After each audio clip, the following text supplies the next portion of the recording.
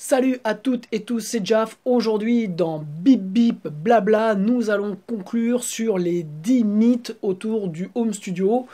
Donc, nous avons vu dans la première partie les 3 premiers qui étaient ma carte son n'est pas assez bonne, qui était j'ai besoin de périphérique, de préamp, de compresseur pour pouvoir faire des prises, qui était le numérique sonne froid, sonne pas chaud. Dans la deuxième partie, nous avons vu les points suivants. Je vais utiliser mes notes parce que je vieillis. Donc nous avons vu dans la partie de Sub Pro Tools sonne professionnel, nous avons vu que mes enregistrements sonnent mortels, donc forcément ça va sonner, tout va sonner mortel. Nous avons vu aussi que j'ai besoin d'écoute de haut de gamme et d'un casque haut de gamme pour faire des prises et pour mixer. Et nous avons vu enfin que les plugs sonnent moins bien que le hardware. Voilà, donc Nous avons démonté ces 7 premiers mythes. Nous allons voir les 3 suivants. En attendant le visionnage qui va être bien entendu passionnant, je vous conseille et je vous recommande et je vous remercie de vous abonner à ma chaîne YouTube.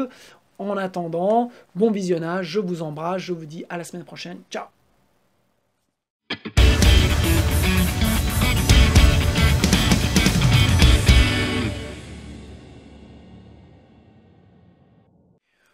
Ok, donc aujourd'hui nous allons voir les 3 derniers mythes autour du home studio. Le mythe numéro 8 qui est « Mais j'ai absolument besoin de ce nouveau plugin pour travailler ». Alors là, je peux vous en parler puisque je suis... ou du moins j'ai été un énorme consommateur de plugins. J'aime toujours ça, mais je me soigne. En gros, je pouvais passer des nuits entières à penser au lendemain matin où j'allais ouvrir mon ordinateur pour acheter enfin ce nouveau plugin qui était sorti et qui, bien entendu, allait faire de moi le nouveau Chris Loredge ou le nouveau Andy Wallace. Parce que c'est ça le but. C'est que les outils font ce que vous êtes. Alors, bien entendu, ça va un peu de temps, parce que vous avez beau en acheter plusieurs, et à chaque fois vous retombez sur les mêmes conclusions, vos mix sonnent toujours pourris. Voilà. Ou ce que vous faites, c'est toujours moyen. Et quand vous comparez avec vos idoles, Andy Wallace ou Chris Loredge, eh ben, vous pleurez. Vous pleurez. Et même les plugins qui sont estampillés, Chris Loredge et tout ça, ça ne marche pas. Alors, le truc, il est clair, ça revient exactement à la même chose qu'on voit depuis le début, c'est que vous reportez incompétence, c'est pas méchant, c'est pas péjoratif ce que je veux dire, mais vous reportez ça sur un bien, sur un outil qu'il vous faut absolument, parce que c'est ça qui va faire de vous le nouveau mixeur que tout le monde attend. Alors, moi, je suis bien entendu pas plus intelligent que les autres, et pendant des années, j'ai dépensé moult argent dans plein de choses. Alors aujourd'hui, clairement, je dois acheter peut-être 2 ou 3 plugins à l'année. Voilà. Je n'ai pas besoin d'acheter. Il y a certaines marques que j'achète puisque ce sont des développeurs. Je pense à Bose Digital Lab, qui est un mec qui crée ses plugins qui sont super stables et surtout qui sont originaux, puisque en fait il essaye pas de reproduire tel ou tel autre plugin. Il fait vraiment, par exemple, quand il fait un Transcend Designer, il le fait comme lui il voit les choses, et donc c'est toujours, vous avez des possibilités qui sont nouvelles. Donc j'aime beaucoup la vision qu'il a de la musique et des plugins. Donc c'est vrai, et en plus quand il les sort, il les vend à 20 balles ou 30 balles, donc voilà, c'est pas la mort. Donc ça, c'est un développeur que je suis et j'achète régulièrement ces plugins. Je les essaye plus ou moins, mais quand vous avez un plugin à 19 balles et que vous avez déjà utilisé et vous utilisez régulièrement les autres plugins de cette marque-là, bah vous ne vous posez pas de questions. Voilà. Vous n'avez pas besoin du dernier plugin qui est sorti. Vous avez besoin de plugins que vous connaissez. Voilà, c'est comme... Je répète un peu tout le temps la même chose, mais en fait, vous avez besoin d'apprendre à connaître vos plugins pour savoir quels sont à tel plugin, quels sont à tel autre plugin, quel plugin correspond sur une guitare, quel plugin vous allez utiliser, qu'est-ce qui sonne bien à vos oreilles, qu'est-ce que vous voulez entendre. Et en gros, voilà, je dirais c'est le seul point que vous avez besoin. Déjà, avec les stock plugins, alors je sais que c'est quelque chose qui ne fait pas rêver, les stock plugins, Mais sincèrement, ce sont des choses, moi j'utilise Cubase, j'utilise énormément. C'est-à-dire que les plugins, on va dire, qui reproduisent tel ou tel compresseur ou tel EQ, je les utilise vraiment pour, à un moment donné, colorer. Pour le reste, et donc pour 80, enfin peut-être pas 80, mais pour au moins 50% du traitement dont j'ai besoin, j'utilise les plugins de Cubase. Ils fonctionnent très bien, ils sont pas lourds, ils ne vous créent pas de problèmes de compatibilité. Et vous avez des plugins qui sont assez neutres et qui vont, à un moment donné, quand vous avez besoin de vous débarrasser d'une fréquence ou de compresser, bah voilà, moi j'aime bien utiliser, parce qu'en plus je l'ai sous la main, c'est intégré dans la mix console de Cubase. Donc j'ai qu'à ouvrir, j'ai ma tranche, et bam, j'importe soit une EQ, soit un compresseur, c'est intégré. Surtout sur Cubase Pro 10, ils ont fait vraiment beaucoup d'efforts pour améliorer le workflow. Donc vraiment, c'est crème, quoi. Vraiment, donc vous n'avez pas besoin du nouveau plugin, à moins de télécharger, je dirais, là, comment ça s'appelle, la démo, et de l'utiliser. Et je dirais, c'est comme tout, vous n'avez pas besoin de 25 EQ. Vous n'avez pas besoin de 36 compresseurs. Vous avez besoin de choses que vous comprenez et que vous pouvez utiliser, que vous entendez. Voilà, j'en reviens à chaque fois sur Andy Wallace, qui a mixé les plus gros albums de rock avec juste une console. Donc c'est tout le temps l'EQ SSL, c'est tout le temps la compression SSL, c'est tout le temps le get SSL ou l'expander SSL. Voilà, c'est la même chose partout. Et il ne va pas chercher autre chose, il n'utilise que un compresseur qui est soit le compresseur SSL de la console, soit un compresseur Alan Smart qui est extérieur. Mais sinon, il utilise très peu de choses. Il va utiliser des delays, des reverbs extérieurs, et encore, il en utilise, je crois, il a 2 ou 3 delays et 2 reverbs. Donc c'est vraiment, il fait tout le son à partir d'un seul et même outil. Donc rien ne vous empêche de prendre, par exemple, un channel strip, c'est pour ça que j'aime le channel strip, de le mettre sur toutes vos tranches et de l'utiliser. Et déjà, faites sonner avec un outil. Si vous savez faire sonner avec un outil, vous saurez d'autant plus le faire sonner avec d'autres outils. Plus vous allez acheter d'outils, plus votre cerveau va faire des nœuds. Et ça, je peux le dire puisque j'ai fait des nœuds à mon cerveau. C'est-à-dire que j'avais, sur chaque tranche, j'avais 7 ou 8 plugins. Et donc forcément, je crée des problèmes de phase, je crée des problèmes de trous, et donc voilà, on ne s'en sort pas. Plus vous allez mixer simple, plus vous allez avoir un chaînage qui va être simple, donc qui va être conforme ou en adéquation avec ce qu'on faisait avant avec une console, plus vous allez vous rapprocher de quelque chose qui va sonner propre et professionnel. Donc, quand je dis que vous n'avez pas besoin du dernier plugin, je fais un peu de provoque, peut-être que vous en avez besoin, mais déjà, est-ce que vous avez déjà utilisé à 100% les plugins que vous avez aujourd'hui, et est-ce que vous les entendez, est-ce que vous les connaissez? Voilà. Donc, point important, apprendre à utiliser ces outils. Point numéro 9, mythe numéro 9, qui est « j'ai absolument besoin d'un Neumann ». Alors, là-dessus, je vais pas faire je vais pas dire que Neumann c'est pas bien, mais un micro Neumann vaut très cher. Si vous prenez les U87 ou U67 réputés, voilà, je pars pas du TL103 ou du TM103 qui est un micro standard, donc vous achetez un Neumann, mais bon, ça peut être autre chose, sincèrement on s'en fout. Vous n'avez pas besoin d'un Neumann pour enregistrer vos voix. Voilà. Vous avez besoin d'une carte son, d'un ordinateur et d'un micro standard. Bono utilise un SM58. Voilà, SM58, c'est l'entrée de gamme des micro-voix Shure, ça vaut 120 balles, je crois. Bono fait toutes ses prises studio avec ça. Voilà.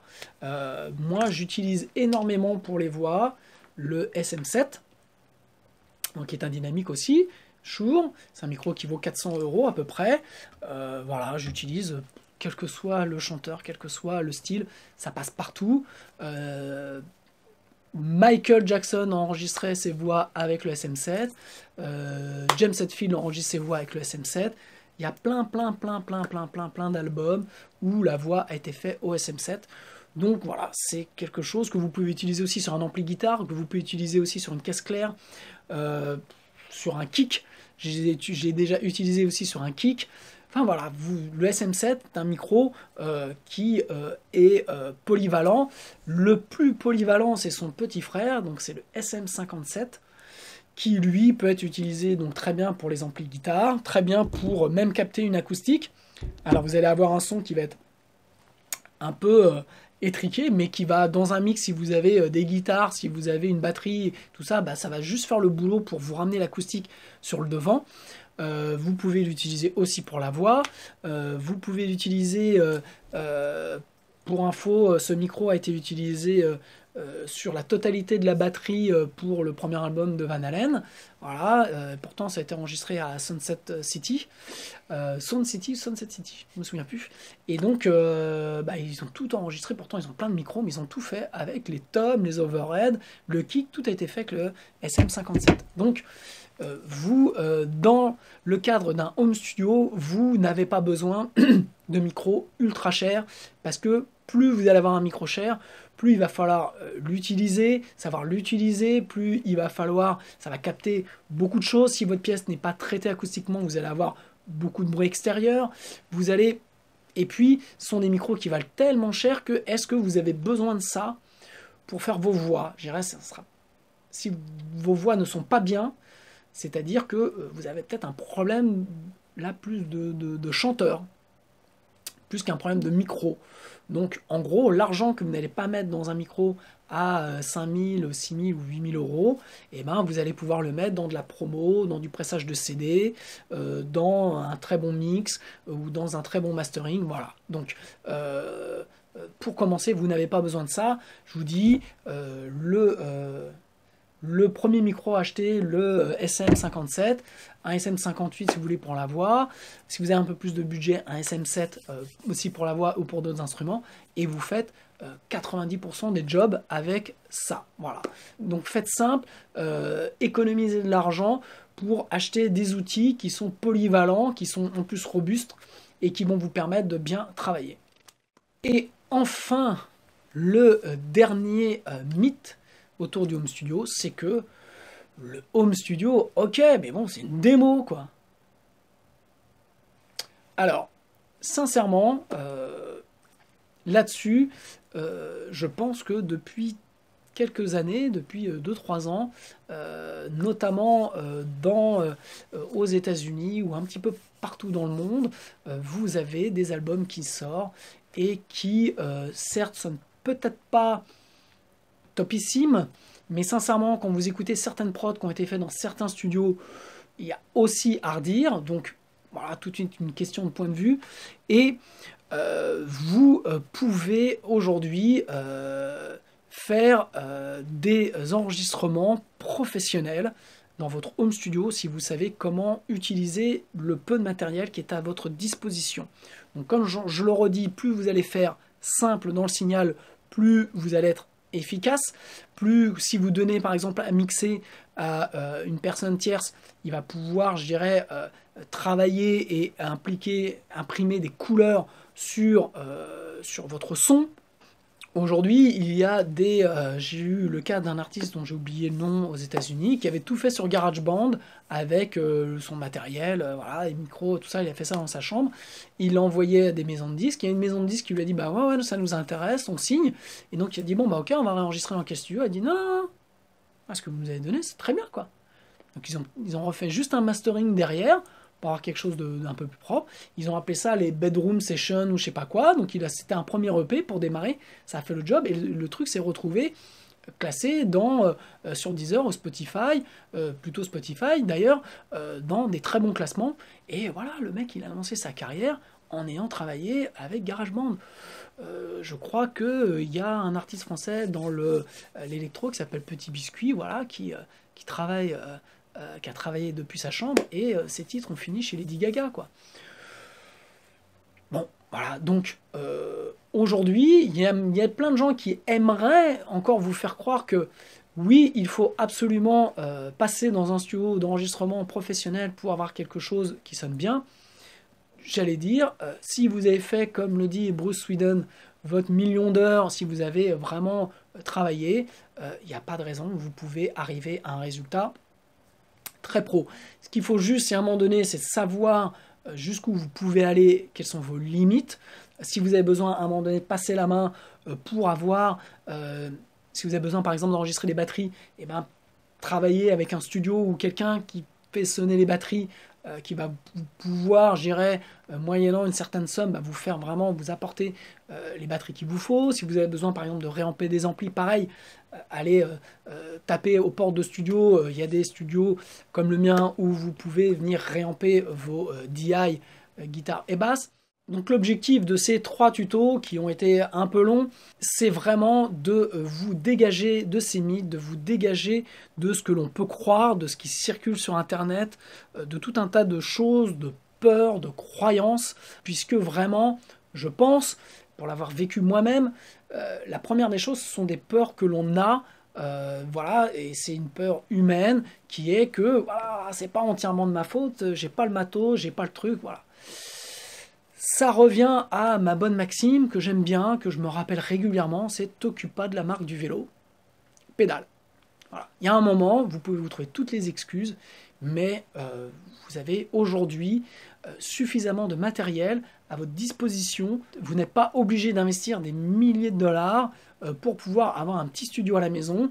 Vous pouvez très facilement, avec votre ordinateur ou un laptop, avec une bonne petite carte son à 120 balles, pouvoir démarrer avec quelques plugins, un micro ou deux, voilà, on va dire peut-être pour 1000 balles, grand maximum, vous pouvez vous faire un album, vous pouvez démarrer votre carrière.